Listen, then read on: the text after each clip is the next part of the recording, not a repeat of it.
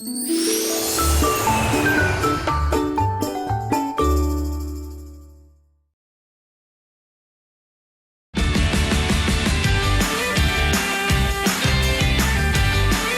김현웅입니다. 안녕하세요, 최혜정입니다. 자, 추운 겨울이 오면 김이 모락모락 나는 군고구마 하나 먹으면 정말 마음도 뜨끈뜨끈해지고 그럼요. 또 그렇게 맛이 있을 수가 없죠. 네. 자, 이 군고구마 그리고 감자 이런 걸 겨울에 드시면 더 맛있다라는 생각 드실 텐데, 근데 문제는 이 감자 고구마를 집에서 보관할 때입니다. 잘못 보관하면 싹이 나서 버린 경우가 많이 있는데요. 오늘 산림구단 엄지척 시간에는요, 겨울 작물을 보관하는 방법 알려드리겠습니다. 많이 기대해 주시고 또 지켜봐 주시기 바랍니다. 네, 그럼 먼저 날씨로 시작해 보도록 하겠습니다. 네. 이번 주말 동안 한파가 지났는데요. 드디어 오늘 낮부터는 영상권을 회복한다고 합니다. 자세한 날씨 야외 현장 연결해 보도록 하겠습니다. 김혜영 캐스터. 네, 상암동 DDMC 앞에 나와 있습니다. 네, 아직까지는 추운 거죠? 네, 그렇습니다. 오늘 아침 주말만큼의 강추위는 아니지만 여전히 춥습니다. 8시가 조금 지난 지금 서울은 영하 8도로 어제 같은 시각보다 3도 높은데요. 그래도 평년 기온을 6도나 밑돌고 있습니다. 하필 저는 오늘 나오면서 이 장갑을 챙긴다는 걸 깜빡해서 마이크를 이렇게 맨손으로 쥐고 있는데요. 손이 너무 시리고요. 패딩에 목도리까지 두르고 있지만 몸을 잔뜩 움츠리게 됩니다. 월요일 아침 출근길도 따뜻한 옷차림으로 중무장하셔야 합니다. 여전히 경기 일부와 강원, 충북 북부와 경북 북부에 한파주의보가 내려진 가운데 서울 영하 8도, 경북 봉화 영하 14도, 강원도 철원은 영하 17도까지 떨어지는 등 강추위가 기승을 부리고 있습니다. 다행히 낮부터 기온이 점차 올라서 영상권을 회복하겠습니다. 메마른 대기는 계속되고 있는데요. 특히 동쪽 지역을 중심으로 건조특보가 확대 강화되고 있습니다.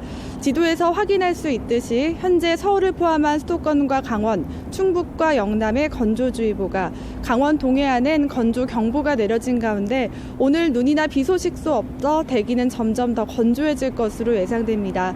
화재 예방에 각별한 주의가 필요합니다. 오늘도 대기 확산이 원활해서 미세먼지 걱정은 없겠고요. 하늘은 대체로 맑다가 밤부터 구름이 많아지겠습니다. 영하권 추위의 아침과 달리 낮엔 기온이 제법 오르겠습니다. 서울, 청주 4도, 강릉 6도, 광주 7도, 부산은 10도까지 오르는 등 어제보다 4에서 7도 정도 올라 바깥 활동하기 한결 수월하겠습니다. 때문에 나흘간 이어졌던 한파특보도 대부분 해제될 것으로 예상됩니다.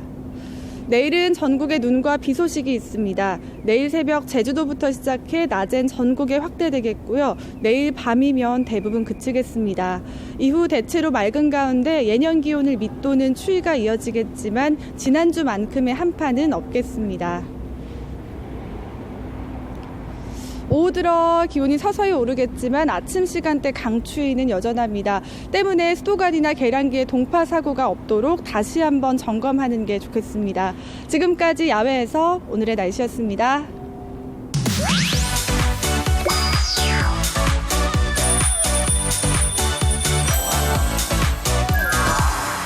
네, 어서 오십시오, 두 분.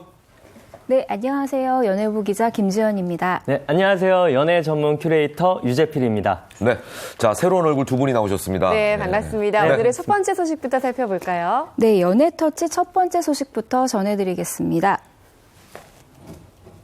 바로 공개연예 스타의 결별설입니다. 네, 그렇군요. 네. 대중의 주목을 받을 수밖에 없는 스타들의 공개연애, 부담을 느껴 공개연애를 꺼려하는 스타들도 있는 반면에 당당히 열애를 하는 스타들도 있는데요. 공개연애 후 과도한 관심 때문에 곤욕을 치르고 있는 스타들의 이야기입니다. 네, 누구의 이야기일까요? 굉장히 궁금하네요. 예. 방송인 전현무 씨와 모델 한혜진 씨의 이야기입니다. 네. 두 사람은 한 예능 프로그램에 출연해 호감을 키워가면서 지난 2월부터 공개 연애 중인데요. 네. 이후 각종 프로그램에 서로에 대한 애정을 드러내면서 연예계 공식 커플로 자리를 잡았습니다. 네. 네, 두 분이 처음 연애 시작 때부터 주목을 받았는데 같은 프로그램 출연자였잖아요. 어떻게 주목을 받게 됐나요? 네, 맞습니다. 두 사람은 지난 2017년 크리스마스 때부터 열애를 시작했다고 밝혔는데요. 2017년 연예대상 시상식 오프닝 무대를 위해 가시나 무대를 연습하던 중 감정이 싹 텄다고 합니다. 이후 특이하게도요, 뒤풀이에서 곱창을 먹다가 열애를 시작했다고 하는데요. 네. 이후 당당하게 강하게 열애의 지지를 받고 있는 상황입니다. 예. 자, 공개한 뒤에 서로에 대한 애정 표현도 스스럼 없이 했던 걸로 기억이 나는데요. 맞아요. 네, 전현무 씨는 방송에서 한혜진 씨에 대한 애정을 자주 드러내곤 했습니다. 방송에서 이상형을 묻는 질문에 나보다 키가 크다. 그녀는 탑 모델이다 이렇게 말해서 한혜진 씨를 언급하면서 이제 주변 사람들의 부러움을 사기도 했는데요. 한혜진 씨 또한 전현무 씨에 대한 애정을 숨기지 않았습니다. 한 예능 프로그램에서 주위에 왜 이렇게 눈이 낮냐는 질문에 눈이 낮으면 현무 오빠를 만나겠어요? 라고 대답하는 등 이제 당차게 사랑을 표현해 왔습니다. 네. 자, 이렇게 알콩달콩 좋은 모습들을 계속 보여줬는데 왜 갑자기 결별설이 나온 거죠? 네, 두 사람의 결별설은요, 두 사람이 함께 출연하는 방송이 그 프로그램이 방송된 이후에 시청자들에 의해 지적이 되기 시작했는데요. 두 사람이 풍긴 분위기가 평소와 달리 냉랭하다는 것입니다. 이 프로그램은요, 그 스튜디오에서 패널들이 모니터에 앉아서 모니터를 보면서 이렇게 네네. 리액션을 하는 게 굉장히 중요한 프로그램인데요. 전혜진 씨가 평상시와 달리 전현무 씨의 모습에 웃지도 않고 모든 패널들이 박장대소 할 때도 특별한 리액션이 없고 이렇게 뽀르통한 이렇게 표정이었다는 것인데요. 때문에 방송 이후에 네네. 그 실시간 검색어를 장악하면서 결별설에 휩싸였습니다. 네, 근데 사실 예전에 전현무 씨와 한혜진 씨가 서로 싸우게 되면 리액션이 좀 많이 달라진다라고 얘기한 적이 있어서 그런지 이번에 결별설에 휩싸이게 된 게 아닌가 싶어요. 네, 사실 두 사람은 시청자들에게 매주 표정이나 리액션을 점검받고 있다고 해도 과언이 아닐 정도입니다. 방송 내용과 별개로 오히려 두 사람의 리액션이 더 화제가 되기도 했었는데요. 네. 그런데 방송 편집 때문에 그렇게 보일 수도 있고 혹은 개인적인 문제나 컨디션 그리고 보는 사람들의 시각에 따라서 여러 가지로 해석될 수 있을 만큼 섣부른 판단은 하지 말아야 되지 않겠나 싶습니다. 네, 근데 많은 분들께서 이렇게 리액션 하나에도 두 분의 관계에 대해서 많은 관심을 보이고 있는 만큼 두 분이 정확한 입장을 표명해 주시면 가장 좋을 것 같은데 이번 결별설에 대해서 얘기한 게 있나요? 두 사람은 결별설에 대한 별다른 입장을 아직 내놓고 있지는 않습니다. 통상적으로 주요 포털 사이트 실시간 검색어에 오르면 속속사나 개인이 해명을 하지만 아직 묵묵부답으로 일관하고 있는데요. 또한 두 사람의 SNS도 별다른 변화가 포착되고 있지는 않습니다. 기존의 게시물이 삭제되지 않고 그대로 게시되어 있는 상황인데요. 전현무 씨는 지난 6월 SNS에 한혜진 씨와의 루게릭 환우를 응원하기 위한 영상을 함께 찍어 올린 바 있었는데 아직 영상이 그대로 남아 있습니다. 네. 자, 세간의 관심을 받는 커플인 만큼 이제 여러 가지 이야기들이 나오고 있는 상황인데 결별설 말고 이전에는 결혼설도 있었죠? 네, 맞습니다. 불과 2달 전에는요, 두 사람의 결혼설이 불거졌는데요. 그 전현무 씨의 어머니로 추정되는 한 중년 여성이 한 호텔에서 전현무 씨의 그 결혼식을 예약하고 갔다라는 그 내용의 글이요, 온라인을 통해 삽시간으로 퍼졌습니다. 이후 두 사람이 19년 4월에요. 결혼식을 올린다는 내용의 그런 보도가 있었는데요. 그러니까 두 사람은 결혼설이 보도되자마자 이걸 부인을 했고요. 교제는 맞지만 결혼을 얘기하기엔 아직 성급하다라고 공식 입장을 발표했습니다. 네, 이런 것들을 보면 참 공개 연애가 쉬운 것만은 아닌 것 같다는 생각이 드네요. 네, 과거 전현무 씨는 한 방송에 출연해서 공개 연애의 단점을 언급하기도 했었습니다. 전현무 씨는 출연하는 방송에서 예능마다 이제 연인 한혜진 씨에 대한 질문을 받았는데요. 이와 관련해서 이 부담감을 토로하기도 했었습니다. 또 공개 연애 당사자임에도 불구하고 공개 연애를 반대하기도 했었는데요. 마음껏 데이트할 수 있다는 것은 장점이지만 표정이 좋지 않을 때는 무조건 의심을 산다며 모든 사람에겐 희노애락이 있다고 덧붙였습니다. 네. 자, 두 사람을 축복한다면 이제 설에 휘둘리기보다는 두 사람이 만들어가는 행보에 응원을 보내주는 게 낫지 않을까 이런 생각을 해봅니다. 자, 다음 얘기로 넘어가 보죠. 네, 오늘의 두 번째 소식은 뭔가요? 네, 연애 터치 두 번째 주제는 남편 때문에 눈물 흘린 80년대 스타입니다. 바로 가수 혜은이 씨의 이야기인데요. 사기 혐의로 1심에서 실형을 선고받았던 혜은이 씨의 남편, 배우 김동현 씨가 항소심에서 집행유예를 선고받았습니다. 자, 어떤 일로 사기 혐의를 받았는지부터 좀 살펴봐야겠죠? 네, 김동현 씨가 2016년 피해자 A 씨에게 1억 원을 빌리면서요, 경기도에 있는 부동산 한 채를 담보로 제공하고 또 해외에 있는 아내 혜은이 씨가 돌아오면 연대보증까지 서주겠다라는 거짓말을 한 혐의를 받았습니다. 검찰은 당시 김 씨가 거론한 부동산이 담보로 제공할 수 없는 상태였고 부인 혜은이 씨가 국내에 머물고 있는데도 보증 의사를 묻지 않은 것으로 파악했습니다. 김도현 씨는 이전에도 구술수에 오른 적이 있죠? 네, 맞습니다. 예. 지난 2012년과 16년에도요. 각각 사기죄로 벌금 1,000만 원을 받은 전력이 있는데요. 네. 때문에 항소심 재판부는 김동현 씨에 대해서 행동이 고쳐지지 않고 재질이 좋지 않다라고 판단을 했습니다. 그럼에도 항소심에서는 잘못을 반성하고 있고 자백하는 태도이며 피해자에게 피해액을 모두 변제하고 합의한 점은 유리한 점으로 봤다라면서 집행유예를 판결했습니다. 네, 이번 일로 혜은이 씨도 참 마음고생이 많았을 것 같은데, 근데 빚 때문에 고생을 했던 게 이번이 처음이 아니라면서요? 네, 혜은이 씨가 남편 때문에 힘들었던 것은 역시 이번이 처음이 아닙니다. 네. 결혼 후에 김동현 씨가 사업에 실패해서 200억 원의 빚을 대신 갚기도 했었는데요. 아파트 5채 그리고 현찰 30억 원에 해당하는 금액이었다고 합니다.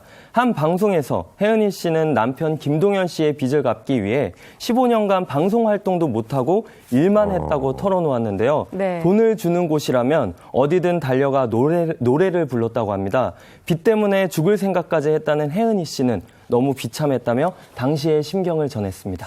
네, 혜은이 씨는 또 빚 때문에 한동안 딸도 만나지 못했다면서요? 네, 전 남편과 이혼을 하면서 당시 유치원생이었던 어린 딸과 헤어져야 했던 혜은이 씨는 200억 원대의 빚으로 인해서 전 남편 사이의 딸을 데려올 수 없었다고 이렇게 전했습니다. 지금은 눈물의 세월을 이겨내고 마침내 딸과 함께 지내고 있다고 합니다. 네.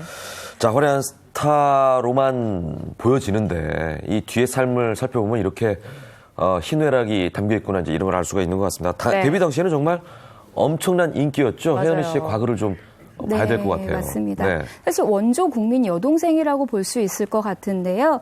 혜은이 씨는 1975년 당신은 모르실 거라로 데뷔를 해서요. 진짜 좋아해, 제3 한강교 등 다수의 히트곡을 배출했는데요.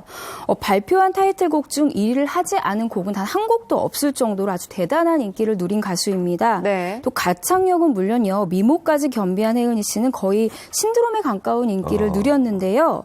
데뷔 앨범을 시작으로 연달아 발표한 2개의 앨범이 공전의 히트를 기록하면서 원조 국민 여동생으로서의 입지를 굳혔습니다.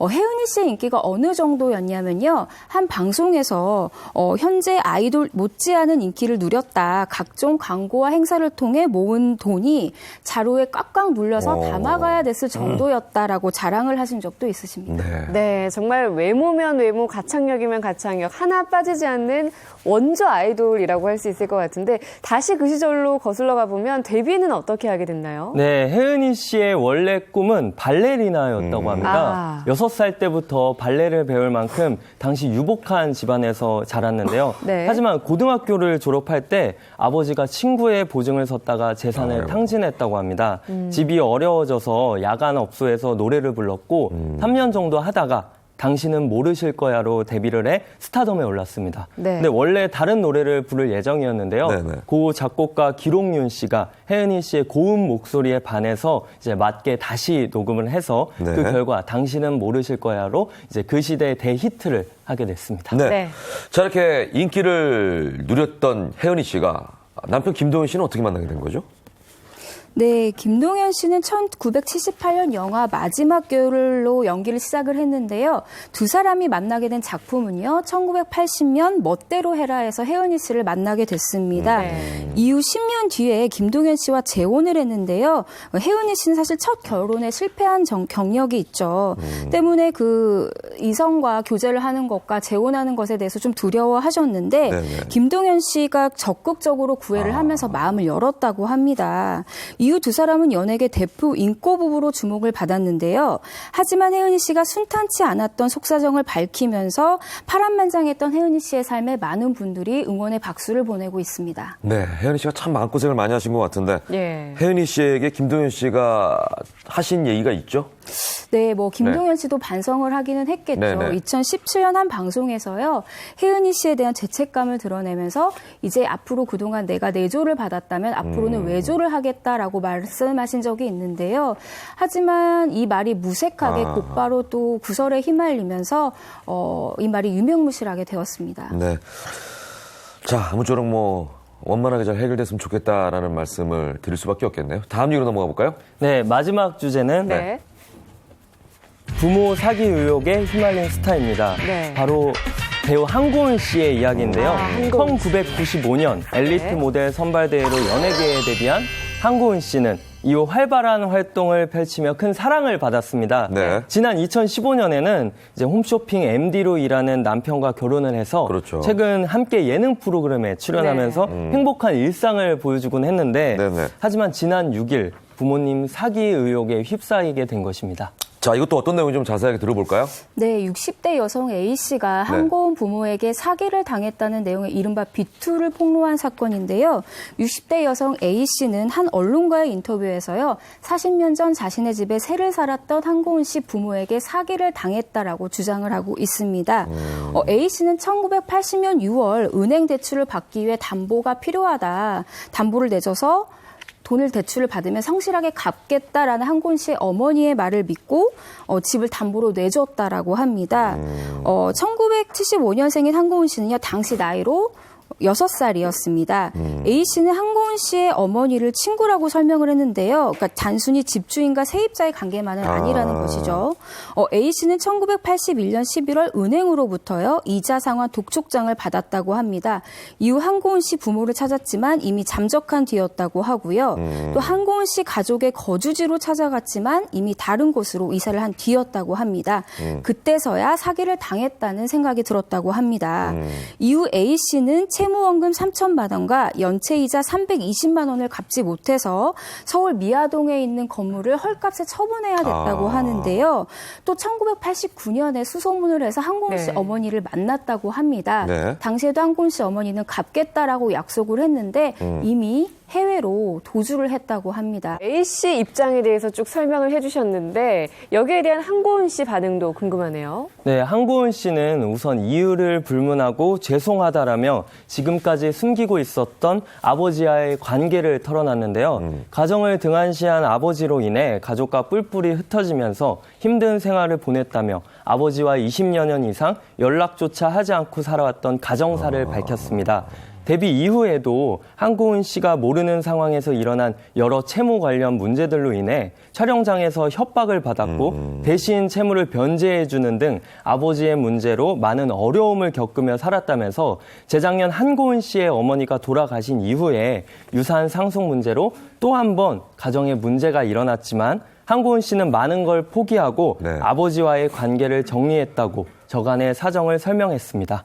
하지만 한고은 씨는 아버지와 20여 년 이상 연락조차 하지 않고 살아왔지만 이유를 불문하고 피해자들과 원만한 관계를 해결할 수 있도록 노력할 것이라며 아버지로 인해 오랜 상처를 받고 계신 분들께 거듭 사과의 말씀을 드린다고 밝혔습니다. 네, 뭐 비투 얘기하셨습니다만 비투의 이제 본질은 그 당사자, 연예인 당사자가 빚을 진 게 아니라 이제 가족 관계에 있는 다른 분이 빚을 진 경우지 않습니까? 네네. 자, 이 경우도 어찌 보면은 부모님이 이제 빚을 진 그런 상황인데 네. 그렇게 되면은 어머니는 돌아가셨고 이제 아버지께서 A 씨에게 사실 연락을 해서 해결해야 될 문제가 아닌가 이런 생각이 드는데 네. 네네. 한고은 씨 부친과 A 씨는 혹시 연락이 된 상태인가요? 네, A 씨는 네. 기획사를 통해서 한고은 씨 부친의 연락처를 받았다고 했습니다. 네. 한고은 씨의 소속사 말에 따르면 제보를 한 A 씨는 당사자인 아버지 연락처를 요청을 했고 네. 소속사에서도 사실 확인 및 요청한 연락처를 주기 위해선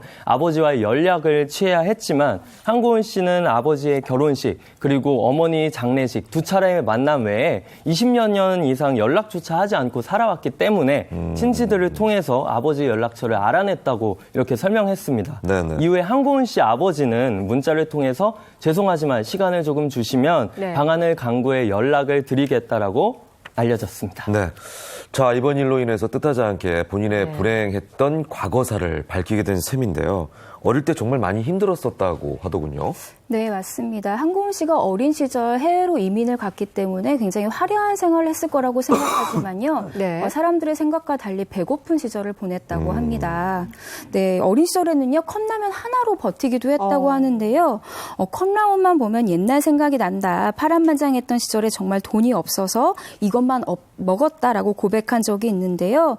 당시 생활고뿐만 아니라 가족의 사랑받지 못한 시간이 있었다고 털어놓은 적이 있습니다. 예, 그러고 보니까 사실 데뷔하게 된 이유도 돈이 가장 큰 이유였다고 들었던 것 같거든요. 네네. 한고은 씨는 미국에서 아르바이트로 모델 활동을 했었는데요. 그때 한고은 씨를 찍었던 포토그래퍼가 몰래 모델 선발대회에 서류를 냈고 연예계에 데뷔하는 것이 꿈이 아니었던 한고은 씨는 대회가 끝난 후에 미국에서 취직을 했다고 합니다. 이후 언니가 잡지 촬영하는 곳에 놀러 갔는데 거기 모델이 펑크를 내는 바람에 한고은 씨가 대신 하게 됐고 네. 표지 모델 제안에 표지 모델 제안을 출연을 받아서 그곳에서 미국 한 달 월급과 맞먹는 이제 출연료 300만 원을 주겠다는 제안에 한국에 머물기로 결정을 했다고 합니다. 네. 이후 한고은 씨는 다양한 광고를 찍었으면서 이를 통해 영화 태양은 없다에 캐스팅되면서 본격적으로 배우의 행보를 걸었습니다. 네.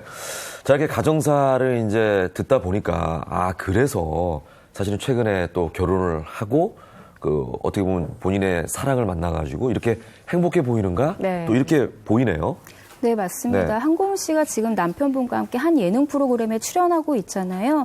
남편분은 아침밥도 그렇게 손수 챙겨줄 정도로 좀 가정에 충실한 모습을 보여주고 있는데요. 또 결혼 후에 시어머니를 통해서 결핍된 모정을 충족시키고 있다고 합니다. 방송에서요, 친정에서 얻어보지 못한 사랑을 받아보는 것 같다. 돌아가신 어머님한테도 음식은 받아본 적이 없다. 그래서 시어머니가 반찬을 보내주시는 게 따스하고 좋다라면서 고마움을 드러내기도 했습니다. 네. 자, 힘들었던 시간만큼 앞으로 더 좋은 일이 있길 바라겠고요. 응원해 드리겠습니다. 오늘 연예터치는 여기까지 듣겠습니다. 두 분 고맙습니다. 감사합니다. 감사합니다. Happy lady makes me crazy. Happy lady makes me crazy. Oh lady, hold in a coffee mug. Can you hear me? She conscious. I see.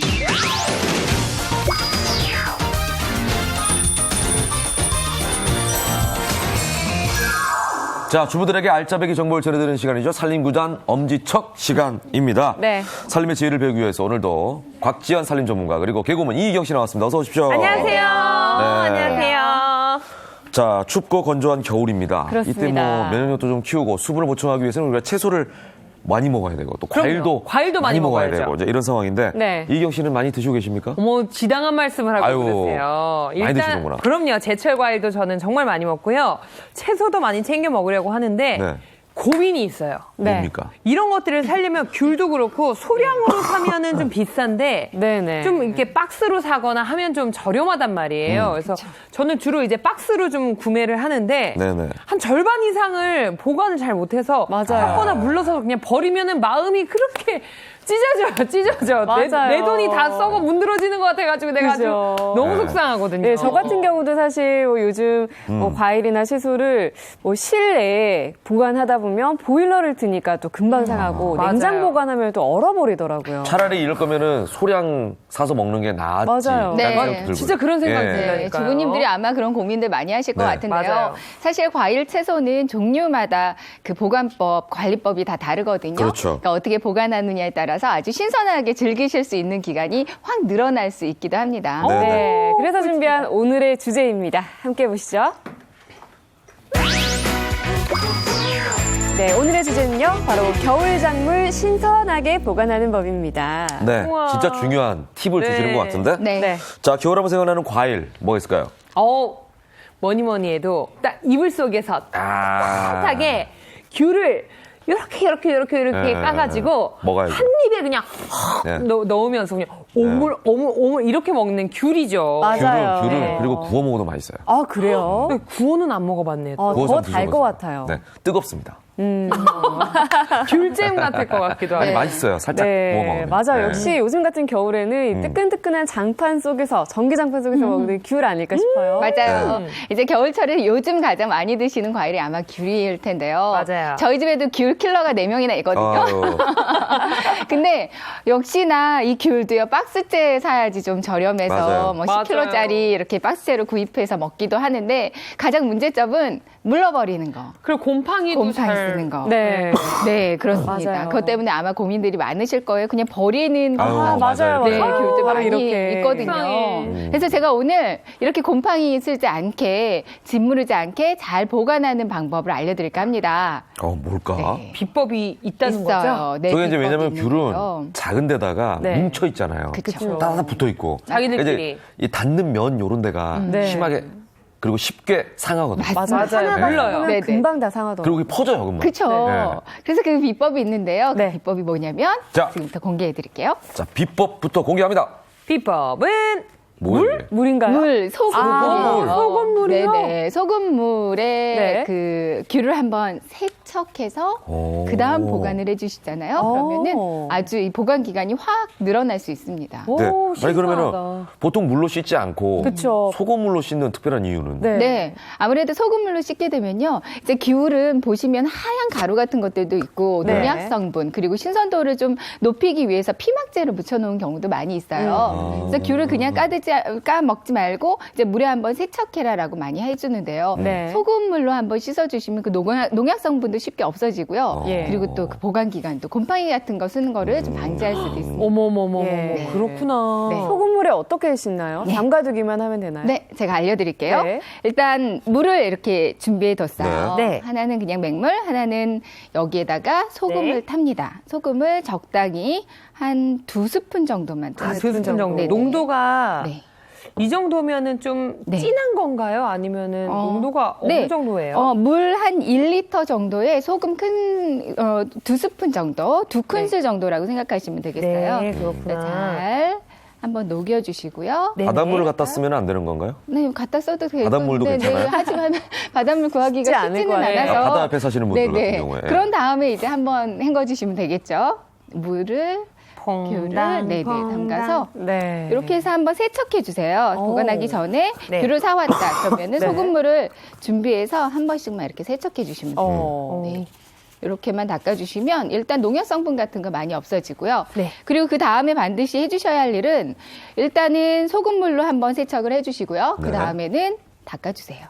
물기를 또 잘 제거를 해야 되는구나. 네, 그렇습니다. 이유가 있나요? 네, 물기를 아무래도 이 귤이 서로 맞닿아서 짓무르고 곰팡이도 금방 쓴다고 했는데 그 이유가 수분 때문이에요. 습기 때문에. 아무래도 습기가 남아있으면 또 곰팡이 금방 쓸 수 있거든요. 네. 그러니까 이렇게 한 번씩 닦아주셔서 보관해 주시면 됩니다. 그렇게 닦아가지고 그러면은 그냥 박스에다 다시 담아요? 다시 넣으면 네, 돼요? 그냥 박스채에 넣고 싶으신 분들은요. 네. 박스 네. 안에다가 종이 깔고 네. 거기 위에다가 넣으시면 되는데 네. 또 한 가지 기가 막힌 비법이 있죠. 네. 네. 이렇게 집에 보면은 아, 달걀. 계란판이네요. 계란판. 네, 달걀판들 네. 있으실 텐데요. 네. 여기다가 보관을 해주시면 귤끼리 서로 만나지 않습니다. 이게 만나서 네네. 무르기 때문에 네. 그걸 방지한다는 거죠. 네. 어머머머. 계란판에다가 딱 맞네. 이렇게 그러네요. 크기도 어머, 딱이에요. 이거 봐. 놔주시면 돼요. 어머, 나도. 이런 식으로 계란판은 뭐 놔주시면 집에 되는데. 싫어요. 여러 가지 무슨도 야, 있으니까. 이렇게 하면 혹시나 하나가 썩어도 이렇게 퍼지지 않을 것 네, 같아요. 그렇죠. 근데 뭐 계란판에 여기 살모넬라균도 있고 좀 걱정된다 하시는 분들은 키친 타월을 한 장 깔아주시고요. 아, 깔고 나서 그 그 위에다가. 위에다가 얹어주셔도 되죠. 네, 이런 식으로. 아니면 계란판도 한번 세척하면 되죠, 뭐. 네, 소금물로. 네. 그런 그래도 다음에 종이라서 것 같은데? 네네 종이라서 찢어질 아. 수 있으니까 이런 식으로 키친 타월 위에다가 해주시면 되고요. 야, 이거 네. 처음 알게 된 방법이에요. 네네. 네. 그럼 귤끼리 만나지 않기 때문에요. 이렇게만 보관해서 이제 시원하고 그 바람이 잘 통풍이 잘 되는 서늘한 곳에다가 보관해 주시면 예. 이 보관 기간 훨씬 늘릴 수가 있습니다. 근데 요즘에는 실내에 보일러 많이 켜다 보니까 네. 좀 덥잖아요. 네. 냉장고에 보관하면 안 되나요? 보통 과일은 냉장고에 넣는데. 그러니까 귤을 냉장고에 넣어야 되나 실온 보관이 좋나 네. 고민이신 분들도 꽤 많으시더라고요. 근데 네.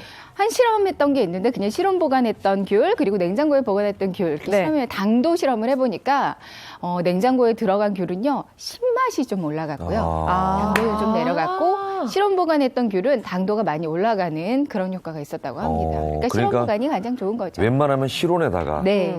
보관하시는 게 낫겠다. 좀 상하는 건 뭐 어쩔 수 없이 냉장고에 보관해야겠지만. 우리는 그냥 일단은 네. 보관 기간을 좀 어떻게 하면 늘리려고. 늘려볼까 네, 맞아요, 하고 맞아요. 이제 냉장고에 넣거든요. 아무 생각 없이 냉장고에 넣죠. 맞아요, 맞아요. 네네네. 그렇게 자, 될 거예요. 이렇게 해서 첫 번째 우리가 대표적인 겨울 과일 네. 귤 보관법에 대해서 알아봤습니다. 자, 다음은 뭘 보관해 볼까요? 네, 겨울철에 또 많이 드시는 게 네. 이렇게 포슬포슬 삶아서 먹는 감자, 고구마, 아유. 이것도 많이 드시죠.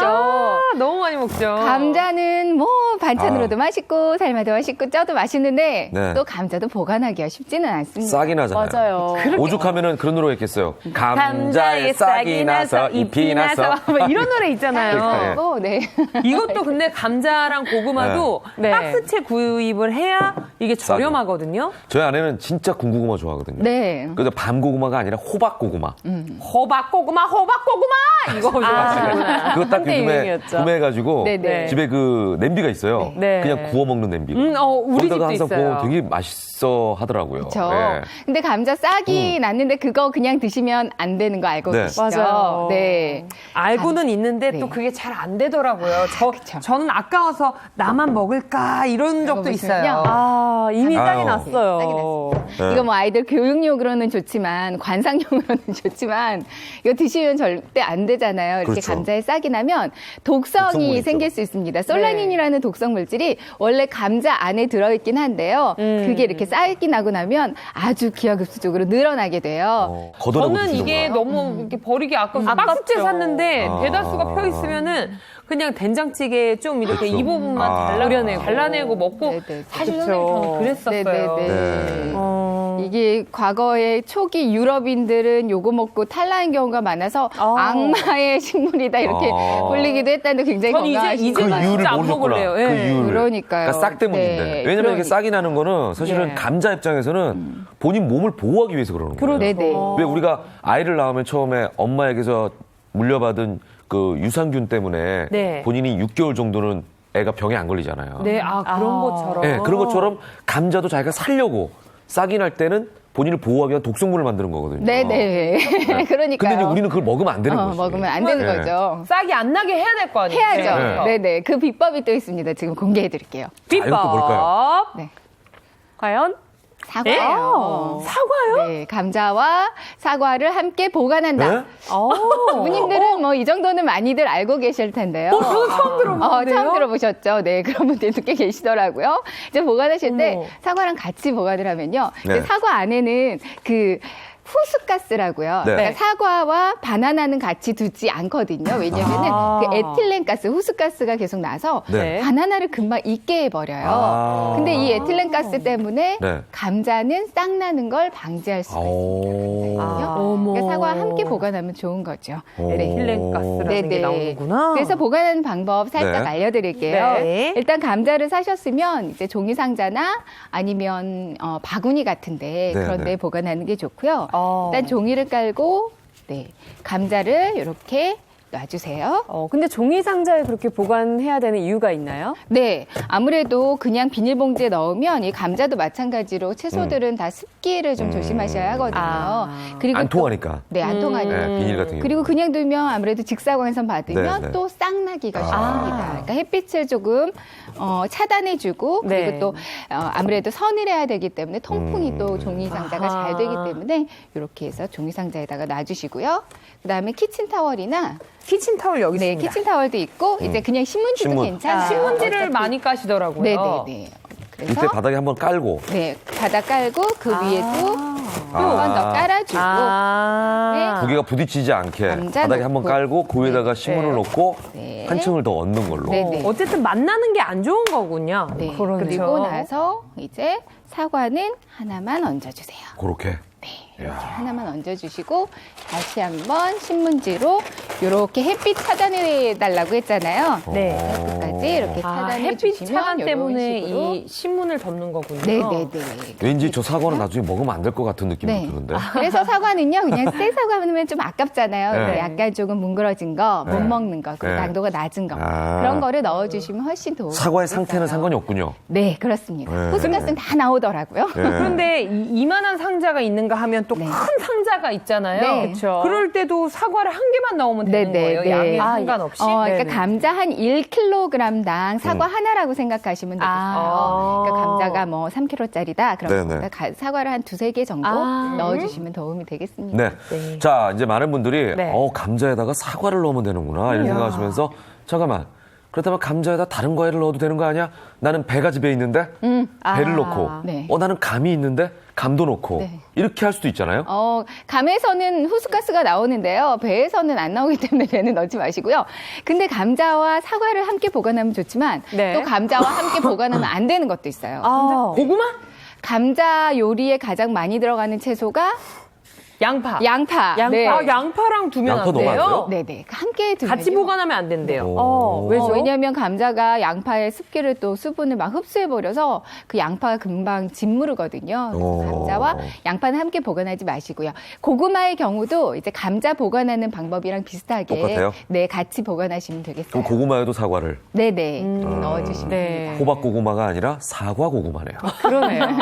호박은 넣으면 안 되는 거죠. 네, 그리고 그리고 기억해 아까 주시면 될 것 같아요. 서늘한 곳에 보관하라고 네. 하셨잖아요. 네. 냉장고에 보관하면 안 되나요? 감자를 냉장고에 보관하실 때는요, 감자가 그 껍질이 벗겨진 상태에서만 넣어주시고요. 껍질이 있는 상태에서는 네, 냉장고에 넣으시면 이제 감자나 고구마를 냉장고에 넣으시면 그 녹말 성분이 당 성분으로 변해버려요. 식감도 떨어질 수 있고 풍미도 떨어질 수 네네. 있거든요. 그러니까 냉장고에는 보관하지 마시고요. 이런 식으로 해서 상온 종이 보관해 박스에. 주는 게 좋습니다. 네. 웬만하면 뭐든지 상온 보관하는 게 좋겠네. 그러네요. 그런데 말씀하신 것처럼 감자를 이렇게 박스채로 보관할 때도 있지만은 네. 요리를 할 때 우리가 통으로 감자를 다 쓰는 게 또 아니거든요. 맞아요. 그럼 반쪽만 또 쓰고 반쪽은 아. 남는 경우가 있어요. 네네. 선생님. 네네. 그러면 애들 보통은 반찬. 네. 이런 경우에 랩핑해가지고 넣죠. 래핑. 보통. 맞습니다. 랩으로 싸가지고. 저희 그냥 네. 봉지에 이렇게 싸가지고 이럴 때 그냥 최대한 빨리는 맞아요. 먹어야 되는데 하면서 그냥 냉장고에 넣고. 네. 밀봉을 많이 하죠. 랩핑해 주신다 그랬는데요. 그냥 이렇게 껍질 깐 감자 또 쓰다 보면 아이들 반찬은 하다가 남는 경우가 맞아요. 있어요. 이런 맞아요. 것도 그냥 랩에다가 싸서 밀폐용기에다 넣어 주셔도 되는데 더 확실한 방법은요. 식초물에 담가 주시는 거예요. 예? 이것도 너무 새로운데. 이거 쉬지 않을까? 네. 쉬지 않습니다. 왜냐하면 식초를 많이 넣는 건 아니라서요. 살짝만 넣어주시면 되기 때문에. 네. 그건 그냥 물인가요? 네, 그냥 물이에요. 일단은 감자를 밀폐용기에 먹다 남은 감자, 껍질감 감자를 이렇게 넣어주시고요. 네. 물을 좀 자작하게 부어주세요. 잠길 정도로요? 네네. 딱 살짝 자박하게 잠길 잠길 네네, 정도만 잠길. 부으셨네요. 한 다음에 식초를 한 2-3스푼 정도. 식초만 넣는 게 아니구나. 네네. 식초를 살짝만 넣어주시고 아. 이 상태로 그냥 밀폐용기 닫아서 보관해 주시면 끝이에요? 네. 어디 그 캠핑 같은 거 여행 가실 때요. 네, 네. 가서 또 껍질 까고 또 껍질 까는 번거롭죠. 필러 가져가고 번거롭거든요. 네, 네. 이런 식으로 해서 가져가셔도 되고요. 이렇게 껍질 까서 냉장고 안에 보관해 두셔도 바로바로 써서 또 집에서도 요리하시기도 편하니까 이런 식으로 냉장고에 보관해 주시면 됩니다. 변색까지도 막아주나요? 네네네. 변색도 쉽게 되진 않아요. 그냥 좀 그 기간을 늘려주기는 합니다. 이렇게 해서 신기하네요. 한 3-4일 정도 보관이 가능하다고 돼 있네요. 네네. 야, 이 3-4일 식초가 정도 드셔도 될 것 같아요. 참 대견하네. 하는 일이 굉장히 많네요, 식초가. 살균도 하고. 그렇죠. 예, 우리가 일단 기본적으로 먹는 감미료로도 쓰이고 이렇게 보관할 때도 쓰이고. 그러니까요. 예, 야, 아주 이 뭐 식초만 대견합니다. 기억하면은 네네. 앞으로 뭐 조리하다가 남은 감자 걱정을 할 그럼요. 일은 없겠어요. 네. 네네네. 자, 여기서만 끝나는 게 아닙니다. 다음은 또 뭘 보관해 볼까요? 네네. 또 또 보관을 있어요? 해둘게요. 그 다음 거. 이제 요즘 제철 맞은 채소 네. 많이 드시는데요. 뭐 건강식품 10대에 선정되기도 한 브로콜리가 있어요. 브로콜리요? 브로콜리. 브로콜리 많이 드시죠? 해독 주스에도 들어가서 네. 많이 드시잖아요. 네. 아이들도 많이 먹이려고 저도 노력하거든요. 저희 집 애들은 그래도 브로콜리 잘 먹는 편인데 외국 아이들이 브로콜리를 안 먹는 이유가 뭔지 아세요? 우리가 시금치 안 궁금하네요. 먹는 거랑 똑같겠지 뭐. 초장 초록색이라서. 없어서. 네, 초고추장이 없기 때문이라고 합니다. 그래도 초고추장에서 찍어서 먹으면 맛있잖아요. 근데 이 농담하신 거구나. 네네. 죄송합니다. 예. 그 브로콜리도요, 보면, 그 물을 뿌려보면요, 세척할 때 보면, 네. 이렇게 우산에서 빗물이 흘러내리듯이 네. 또로로 흡수되지 않고 또로 흘러내리는데 그게 뭐 농약 때문에, 뭐 왁스 성분 때문에 그렇다고 코팅이 그래요. 돼 있군요. 네, 그래서 이 브로콜리도 굉장히 잘 세척해서 드셔야 되거든요. 네. 네. 그냥 데치지만 말고 잘 세척하는 방법도 좋습니다. 근데 역시 브로콜리도 이것만 있으면 깨끗하게 세척하실 수 있어요. 이거? 브로콜리 세척하는 비법. 네, 이거. 알려드리겠습니다. 자, 과연? 어떤 재료를 쓸까요? 네. 뭘까요? 두 개가 나왔네요. 네, 하얀 가루, 베이킹 소다고요. 아. 그리고 그 옆에는 식초예요. 역시 식초가 또 등장하는군요. 이번에도 식초가 들어가네요. 식초만 있으면. 네네네. 네, 사실 이 브로콜리는 건강에도 좋고 또 여성분들은 다이어트 때문에도 많이 드시거든요. 그럼요. 저도 네네. 정말 한때 많이 먹었어요. 네. 그렇죠. 네. 브로콜리 세척하는 방법인데요. 네. 얼른 알려드릴게요. 일단은 밀폐 용기에 브로콜리를 넣어주시고요. 네. 여기다가 물을 역시 좀 자작하게 부어주세요. 네. 네. 자작하게 부어주시고 그 다음에 여기다가 베이킹 소다를 넣고요. 그냥 바로. 네. 어느 정도를 부으면 되나요? 그냥 뭐 적당히 한 큰술 정도 넣어주신다고 보시면 돼요. 네. 베이킹 소다와 식초가 만납니다. 어? 그럼 화학 반응이 일어나나요? 네네. 보글보글보글보글보글. 네네, 기포가 보시면. 올라오고 있어요. 야, 이거 상처 났을 때, 네. 그쵸. 그, 몸에다 그 바르면은 막 기포 일어나는 거. 과산화수소라 과산화수소인가? 그러나? 예. 네, 그런 것처럼 둘이 화학 반응이 일어나서 오. 이제 네. 이산화탄소가 발생이 되면서 이렇게 네. 화학 반응이 일어나는 건데요. 네. 이 상태로 이제 화학 반응이 일어나면 네. 뚜껑을 닫고요. 네. 한번 식기 흔들까요? 식기. 네. 아. 흔들어주세요. 오. 와. 베이킹소다와 식초가 잘 섞이게 네네. 이렇게 흔들어 주시고. 흔들어주세요. 네.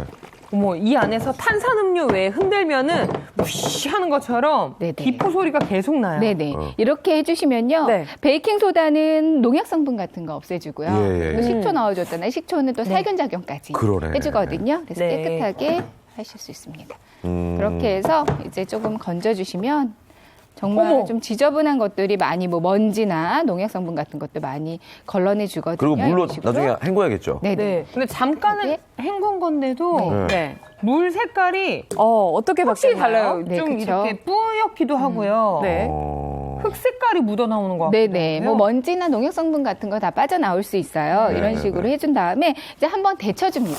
데쳐주는데 소금물에다가 데쳐주면 더 좋아요. 아. 네네. 이유가 있어요? 네, 소금물에다 데쳐주면 식감도 좋아지고요. 네네. 또 아무래도 살균해주는 효과도 있고, 아. 네, 농약 성분 같은 것도 없애줄 수 있거든요. 네. 그래서 데쳐주실 때는 끓는 물에 데쳐주시고요. 네.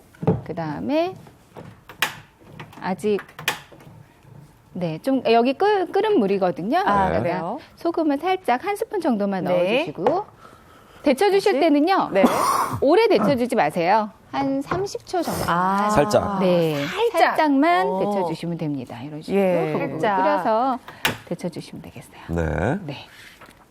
한 30초 자, 이렇게 해서 이제 정도만 30초 해주시면 정도 돼요. 데치고, 그러니까 펄펄펄 끓을 때 네네. 살짝 데치라는 거죠. 네네. 살짝 한 30초 끓을 때 정도만 넣어서? 데쳐서 이 상태로 이제 찬물에 헹궈가지고요. 네. 물기를 뺀 다음에 보관해 주시면 되는데요. 네네. 보관하실 때는 지퍼백 안에다가 브로콜리를 넣어서 냉장고 보관해 주시면 한 일주일 정도까지, 5일에서 한 일주일 정도까지 드실 수 있고요. 네. 아니면 좀 오래 두고 먹을 거다 그러면 소분해서 냉동실에 보관해 주시면 브로콜리도 아주 신선하게 오랫동안 이제 예. 활용해서 드실 수 있습니다. 브로콜리는 냉장고에 보관해야 냉동 되는 거죠. 보관. 네네. 예, 또는 냉동고에다 네, 보관하든지. 네. 자, 이렇게 해서 브로콜리까지 말씀드렸고. 네. 자, 또 있나요? 네, 또 알려드릴 게 있어요. 네. 마지막으로 알려드릴 거, 깐마늘. 깐마늘. 맞아. 네. 마늘. 네. 저도 우리 한국 음식에는 이 네. 마늘 없으면 안 되잖아요. 그렇죠. 네. 그래서 저도 가끔씩 다진 마늘도 사놓지만은 네. 통마늘도 네. 사놓고 그렇죠. 예, 필요할 예, 때마다 예, 빻아서 깐마늘. 쓰는 게 네네. 신선하잖아요. 근데 네. 이것도 금방 물러버려가지고 이걸 네. 어떻게 해야 되나 싶어요. 마늘도, 통마늘도 정말 습기에 약하거든요. 그래서 네. 습기 없이, 수분 없이 잘 보관하는 방법이 중요한데요. 네. 이제 마늘 잘 보관하는 방법 역시 또 비법이 필요합니다. 네. 그 비법이 뭐냐면요. 네. 바로 비법은요? 소금이에요. 소금. 소금. 오늘 뭐 식초도 많이 들어가고 소금도 많이 들어가잖아요. 네네. 네, 깐마늘 보관하는 방법. 이제 소금에다가요. 이제 보관하는 방법 좀 알려드릴게요. 네. 잠시만요. 네. 자, 이번에는 마늘이 네. 등장했습니다. 마늘이요. 네. 소금 이거 이번엔 또 물이 들어가나요? 아니에요. 네. 깐마늘에 이제 습기를 막아야 되니까요. 네. 소금 들어가면 물이 들어가면 안 되고요. 일단 밀폐 용기에 깐마늘 보관할 때는요. 밀폐 소금을 용기에 깔아요? 소금을 이렇게 넉넉히 깔아주세요. 네네. 그리고 그 위에 이제 키친타월을 아, 직접적으로 또 마늘이 닿으면 안 되니까. 네네 예. 한번 깔아주시고요. 그리고 이런 통마늘을 그냥 위에다가? 넣어주세요. 네. 제가 지금 살짝 물기가 묻었는데 손에 물기 없이 마치 제습기 마늘을. 작용하는 그러네요. 그런 네, 것처럼. 소금이 맞습니다. 얘기해 주신 것처럼요. 소금이 아무래도 습기를 흡수해 주는 역할을 많이 해주거든요. 그래서 습기를 좀 흡수해 주면 좋으니까 네네. 바닥에다가 소금을 깔고 키친타올 깔고 거기 네. 위에다가 마늘을. 마늘을 넣고요. 그다음에 잘 닫아서 네. 냉장고 안에다가 보관을 하면요. 네. 정말 길게. 그리고 이 속껍질을 벗기지 않은 상태로 통마늘의 네. 속껍질을 벗기지 않은 상태로 네. 냉장고 안에 넣어주시면 길게는 1년까지도 드실 수 오. 있어요. 김치 냉장고에다가 넣으면요. 오. 네, 근데 밑에 넣으신 소금 대신에 사용할 수 있는 혹시 다른 재료도 있나요? 네, 뭐 역시 수분을, 그러니까 습기를 많이 네. 흡수해 주는 거면 좋기 때문에 밀가루도 괜찮고요. 아, 밀가루. 설탕도 괜찮아요. 오. 밀가루나 설탕 아니면 소금을 밑에 깔아주고 보관해 주시면 훨씬 도움이 될 것 같아요. 네.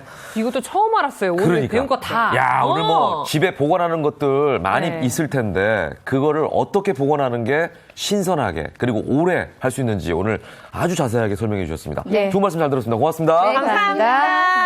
감사합니다.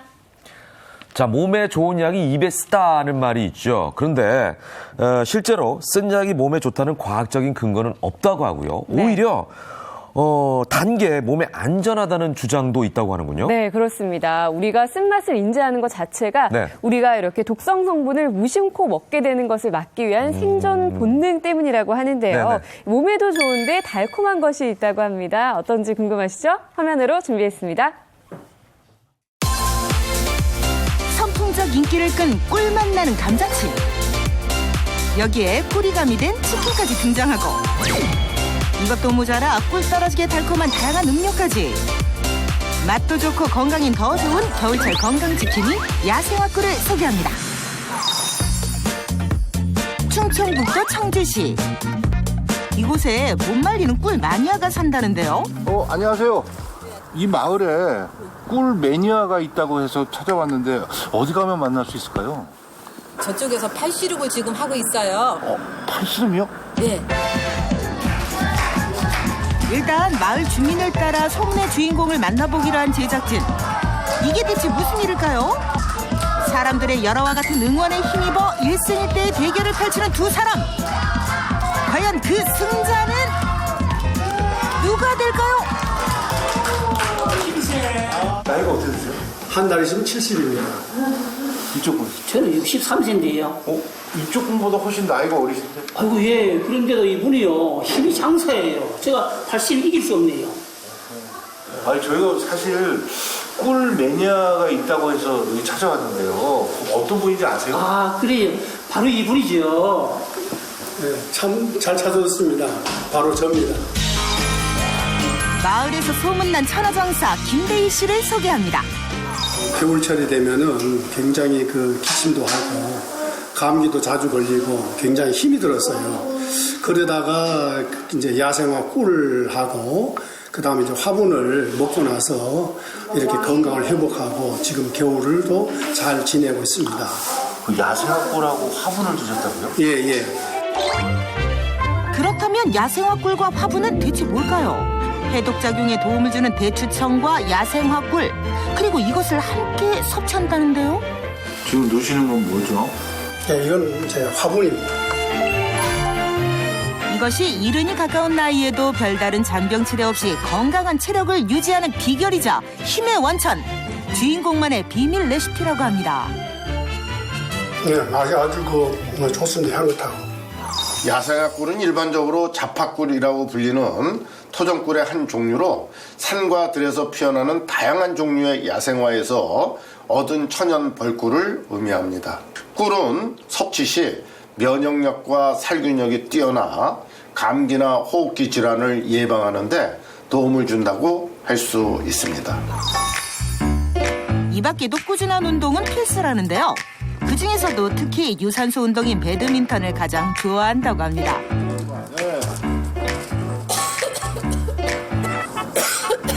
아이고야, 이건 감기 걸리셔가 보네. 어디로 가시는 거예요? 아, 지금 이분이 감기가 심하게 걸리고 기침해서 차 한 잔 드리기 위해서 가고 있습니다. 꿀차를 대접한다더니 이건 또 뭘까요? 투명한 물에 수상한 액체를 몇 방울 떨어뜨리니 순식간에 정체모를 차가 뚝딱 완성되는데요. 처음에 마실 때는 이 목이 따갑고 좀 거북했는데요. 자꾸 마시니까 목이 따뜻해지고 부드러워지는 완화되는 것 같아요. 이것의 정체는 바로 프로폴리스. 프로폴리스는 나무 등에서 나오는 수지에 벌이 자신의 침이나 분비물 등을 섞어서 만드는 천연물질로 플라보노이드 성분이 들어있어서 면역력을 높이고 각종 염증을 완화시켜 노화를 예방하는 데 도움을 주게 됩니다.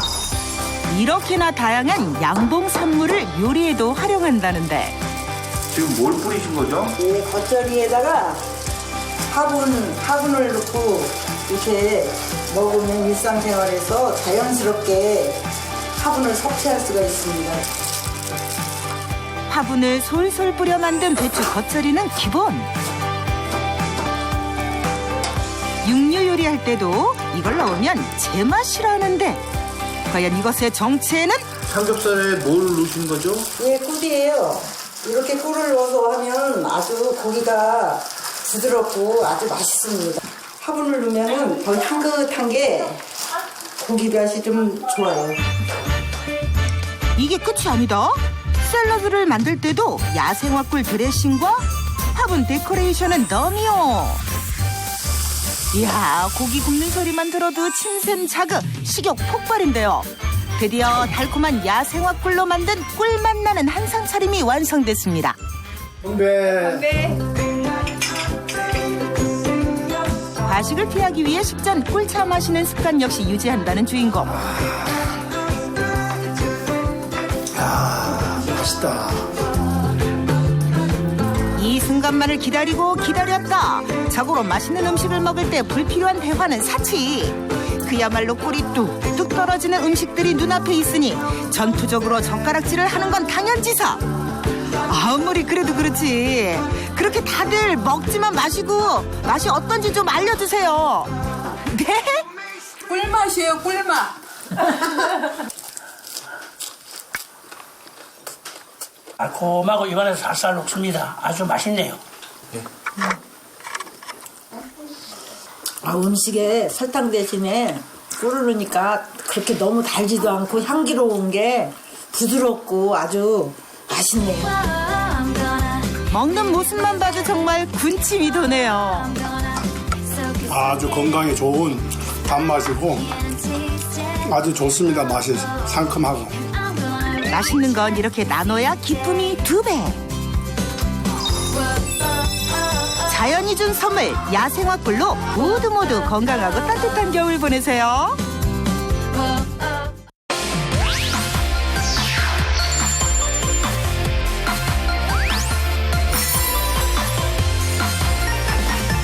무엇이든 Q&A 시간입니다. 네. 정철진 칼럼니스트 나오셨습니다. 어서 오십시오. 네, 안녕하십니까. 네, 어서 오세요. 네, 요즘 100세 시대다 보니까 얼마나 오래 살았냐 하고 단순 오래 산 기간을 보는 기대 수명이 아니라 실제로 건강하게 산 기간을 보는 건강 수명에 초점이 모아지고 있죠. 그렇습니다. 자, 건강에 대한 중요성이 강조되는 가운데 네. 이 노후 생활의 큰 부담 중 하나가 바로 의료비 아니겠어요? 그렇습니다. 네. 현재 우리나라 전체 인구 중에 65세 이상 어르신의 비중 벌써 13%를 넘었습니다. 네. 그래서 관련해서 또 이제 나이가 먹어갈수록 의료비 부담이 커지지 네, 않습니까? 그래서 건강보험공단 관련해가지고 우리나라 어르신들 65세 이상 쓰는 분들이 또 진료비 한 40%를 가져가는 정말로 이 의료비라는 게 핫 이슈이기도 한데요.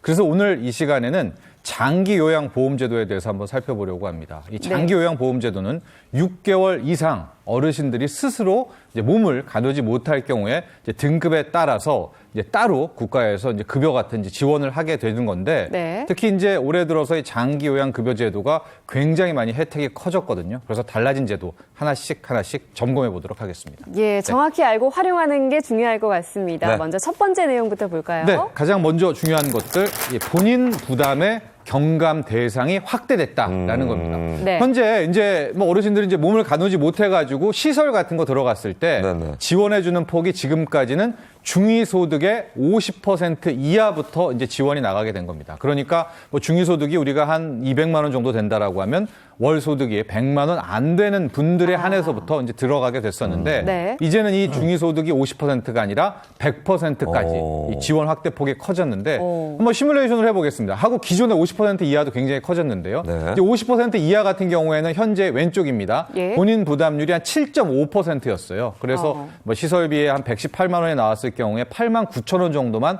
본인이 부담하면 됐었는데 이제 이 중위소득 50% 이하 분들도 굉장히 커져서 7만 1천 원.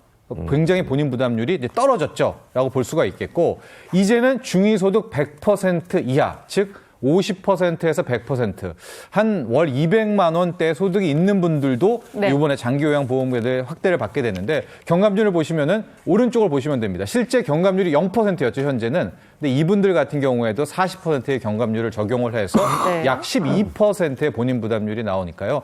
시설에 들어갔는데 이제 대략 한 뭐 200만 원 정도가 나왔다라고 할 때 네. 실제 본인이 부담하는 것은 23만 원 정도면은 어르신들이 이 장기 요양 시설을 이용할 수가 있게 되기 때문에 네네. 실질적으로 굉장히 지원금의 혜택은 크게 확대됐다 이렇게 볼 수 있겠습니다. 네. 네. 뭐 16만 원 정도가 네, 훅 앞자리가 줄었네요. 달라졌어요. 그렇죠. 네네. 네. 자, 두 번째 항목 확인해 보죠. 네, 두 번째 굉장히 또 이것도 중요합니다. 네. 인지 지원 등급이라는 게 신설이 됐다라는 겁니다. 네. 인지 지원 등급. 이게 이제 굉장히 좀 중요한 그런 대목인데요. 네. 현재 이 장기 요양 보험 제도는 어떻게 운영이 되고 있는가? 이제 거동이 얼마나 불편하신가에 따라서 1등급부터 5등급까지 이렇게 체계가 쭉 매겨져 있습니다. 이게 네. 점수로 환산이 돼 있는데 문제는 그동안 뭐였냐면은 이제 치매를 앓고 계시는 어르신 중에 경증 치매라고 있지 않습니까? 네.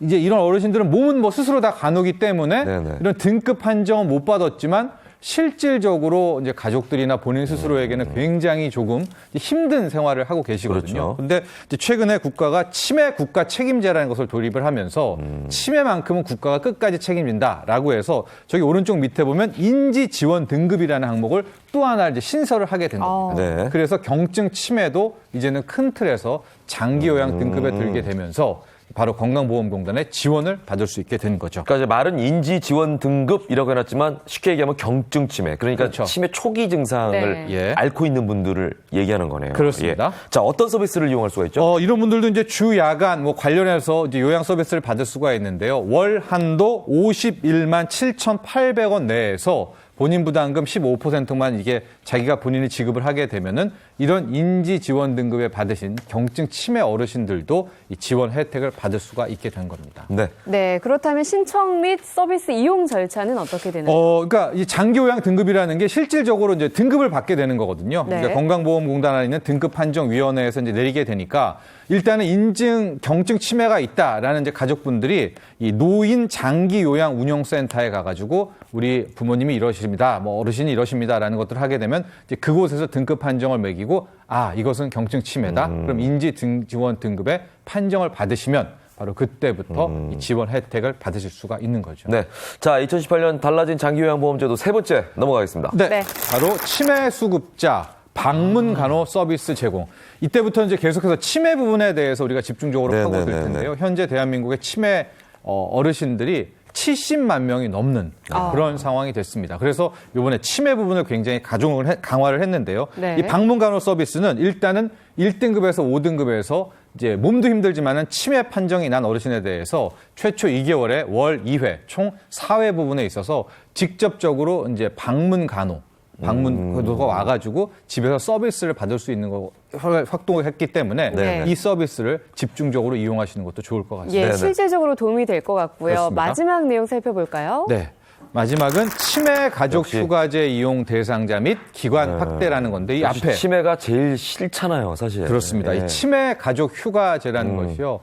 이제 집에 이제 치매 어르신들이 있었을 때는 이게 전체 가족들이 함께하는 이제 그런 하게 되는 문제가 되거든요. 그래서 이 치매 가족 휴가제라는 것은 일단은 치매 어르신들을 단기 요양시설에 잠깐 보내든가 아니면은 재가 서비스, 이 방문 간호사가 와가지고 일단은 우리가 책임지고 맡아줄 테니까 가족분들은 이제 단기로 이제 휴가를 가질 수 있게 이론적으로 특별 배려를 한 서비스다. 이렇게 보시면 될 것 같습니다. 네. 이용 대상자가 중요하네요. 네, 이용 대상자도 굉장히 중요한데요. 일단은 인정 침해, 이제 아까 나온 거중에 침해가 분명히 있어야 되고 여기에 좀 체크할 것들이 있거든요. 그래서 뭐 망상, 폭언 등에서 8개 항목에서 체크가 되고 또 재가 급여를 받고 있는 분들에 한해서 이제 이 서비스를 받을 수 있게 됩니다. 네, 며칠 정도 이용할 수 있나요? 네, 뭐 계속 제공해 주면 좋겠죠. 네. 그러나 일단 하지만 전체 한계가 한도가 있겠죠. 네. 연간 6일로 일단 한정이 돼 있고요. 네. 이때 같은 경우에도 본인 부담금이 조금 있습니다. 15%의 이제 본인 부담금을 활용하게 네. 되면은 바로 이 치매 가족 휴가제를 이용할 수가 있을 텐데요. 네네. 아마도 이런 것들이 얼마나 소중한지는 이제 집에 치매 환자가 있는 분들은 그렇죠. 아, 참 저게 지원을 잘해주고 있구나 국가에서 그런 것들을 느낄 수가 있겠습니다. 예, 오늘 알려드린 내용 잘 기억하셨다가 적극적으로 활용해 보시기 바랍니다. 이번에는 영상으로 보는 이슈인데요. 어떤 내용인가요? 이번 주말 정말 추웠었죠. 그래서 지난 주말 동파 사고 그렇게 많이 났다라고 하는데 뭐 신고 건만 수백 건에 달한다고 합니다. 관련 내용 영상을 통해서 확인하시죠.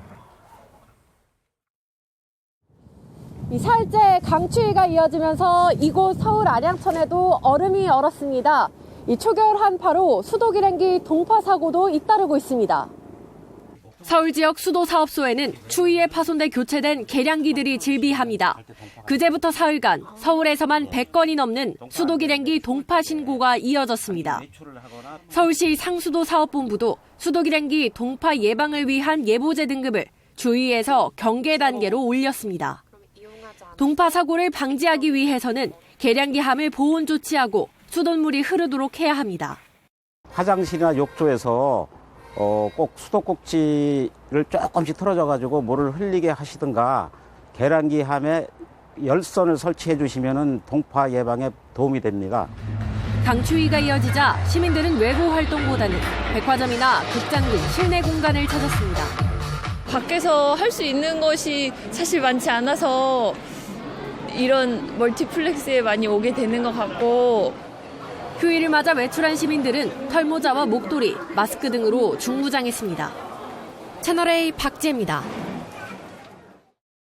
짧은 소식 하나 전해드리겠습니다. 네. 농림축산식품부가 지난 7일 서울 팔레스 호텔에서 제3회 대한민국 농촌재능 나눔 대상 시상식을 개최했습니다. 개인 부문 최우수상은 50년간 농촌 저소득층을 위해 봉사활동을 펼친 진이목 씨에게 돌아갔습니다. 단체 부문 최우수상은 농촌 오지마을을 돌며 전기, 가스 시설을 점검한 순천제일대학 안전봉사대가 수상했습니다. 생방송 함께했습니다. 김현욱의 굿모닝 12월 10일 월요일 순서는 여기서 마치겠습니다. 네, 저희는 내일 아침 8시에 더 유익한 내용으로 찾아뵙겠습니다. 저도 지금 감기 걸려서 아주 괴로운데요. 네. 감기 조심하시기 바랍니다. 행복한 하루 만드십시오. 고맙습니다. 감사합니다. Swing, swing, call out your baby. Swing, swing, come on in.